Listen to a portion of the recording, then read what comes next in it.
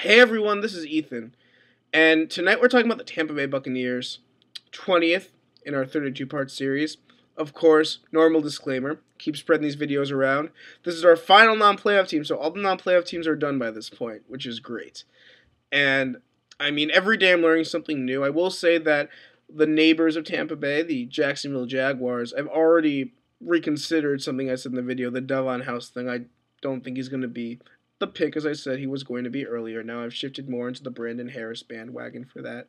But regardless of that fact, let's look at Tampa Bay. And actually, it's really good that I brought up Jacksonville, because Tampa Bay and the NFC South, Jacksonville, of course, is in the AFC South.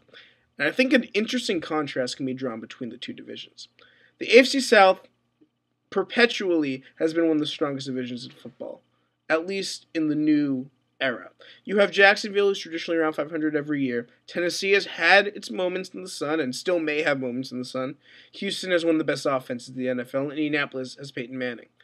The NFC South traditionally has been a bit of a bottom dweller, sort of middling.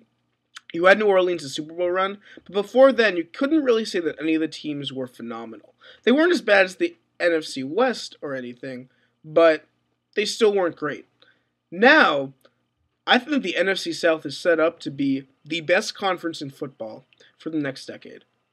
Because as long as New Orleans makes a good draft pick and quarterback in 5 years or so when Breeze retires, which could throw everything off. But you have Matt Ryan in Atlanta, sensational quarterback, and Thomas Dimitroff, sensational young general manager. Carolina is not as far away as some people seem to think they are. I think that if they get a good quarterback, they'll be a lot better next year. New Orleans is New Orleans, Sean Payton, offensive mastermind, and Drew Brees, sensational quarterback. Then you have Tampa Bay, who may have the best GM in the entire division. Mark Dominic is probably one of the most underrated football personalities, whether player, coach, or front office member in the NFL. What he has done in 2 years in Tampa Bay, he has taken a franchise that was languishing in mediocrity, that had a terrible mix of old players and young fringe guys who did not merit much of a starting spot in the NFL. And he's taken this team, and in 2 years, he's infused them with a lot of new talent. Josh Freeman was a risk, and 2 years ago, they didn't do that well. Because, then again, they did not start Josh Freeman at quarterback, because they wanted him to develop a little bit. But this past draft was sensational. Mike Williams in the 4th round was the best pick in the draft by far. Other than maybe Aaron Hernandez, but I'm biased, so I'll say that Mike Williams was a better pick. And LeGarrette Blount, savvy signing, rookie free agent, after he was cut by Tennessee. And Ted Larson, and I, of course, have to bring that up, because he started a guard for them. Every rookie got significant playing time for Tampa Bay last year. That was a great class. And a lot of that has to do with a willingness by Dominic to gamble a little bit with these players. And to say that even though your character may not be phenomenal in every case, we're going to give you a chance, and we think we have the young coach and the young quarterback and the locker room dynamic, which will let you succeed. And I respect that a lot. It's funny because a lot of these GMs get lauded for taking these character-first guys. You look at Thomas Dimitroff. You look at Gene Smith and Rick Smith. These guys who take players and focus solely on guys who are quote-unquote coachable. But then you have teams like Cincinnati, and you have teams like Tampa Bay. And they say that there are some guys who may not be able to be coached by everyone, but we think that we could take them. Tampa Bay, of course, separated by Cincinnati because Cincinnati does not have a scouting department, because Cincinnati is possibly the worst run franchise in sports. Tampa Bay, on the other hand, devotes money to actually scouting the players and to making informed decisions on whether or not they're worth taking the risk.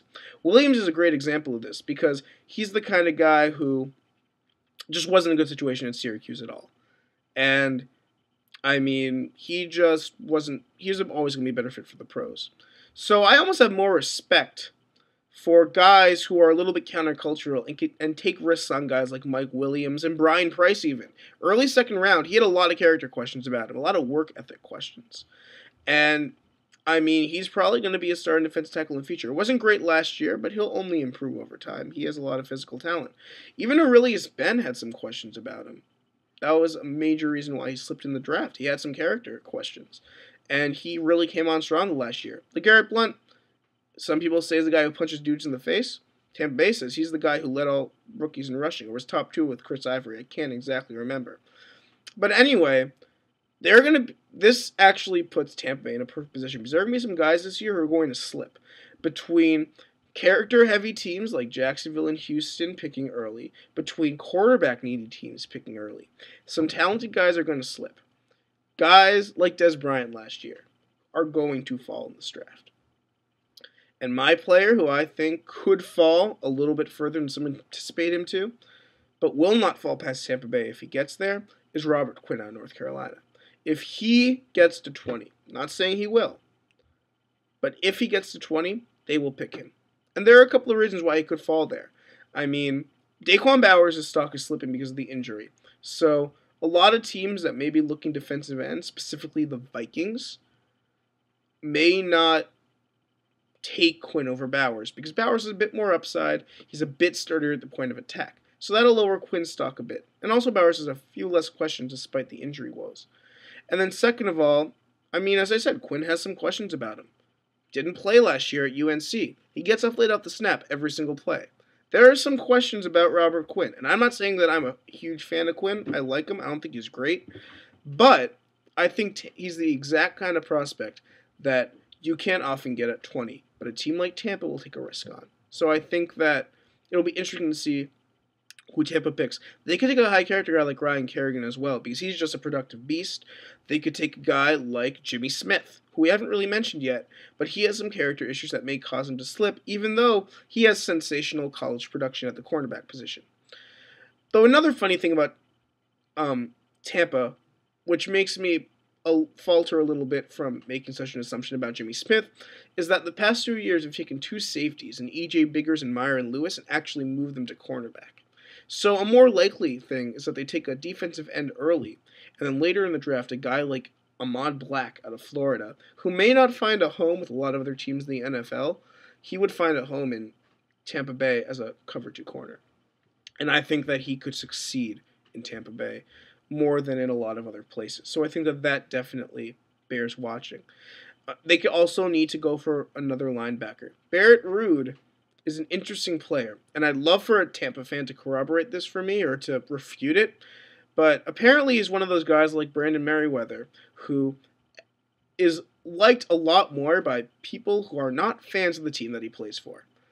In that, I think that from what I've heard from fellow Tampa fans, Ruud is overrated because he is not willing to get his nose dirty. He is not willing to go for the quarterback, and he's a coverage linebacker. He's not very good in other aspects of the game.